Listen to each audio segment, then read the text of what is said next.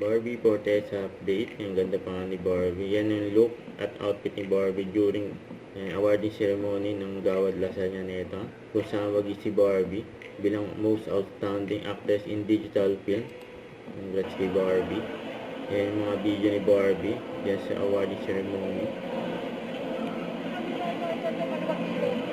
Magandang araw po on behalf of our host na si Miss Vicky Morales at sa lahat po ng bumubuo ng Wish Mo Lang. Kami po ay pusong nagpapasalamat sa... Ang gawi puti ni Barbie, oh. Kasama niya si Miss Dayan. Kaya tatawagin si Barbie. Miss Barbie! Ayan, tinawagin Miss si Barbie Barbie. Forteza will be Yes, accepting stage. the award herself. Congrats.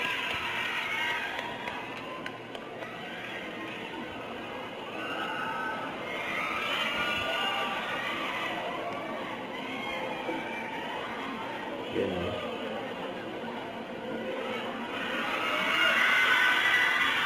Ayan, masaya mga nandyan, oh. Ayan, after ng awarding, idadala ni Barbie ang kanyang award.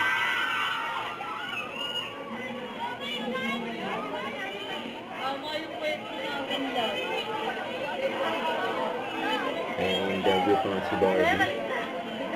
Pero ulo mo kitang dalawa. Pero hindi mo ulo lang isa.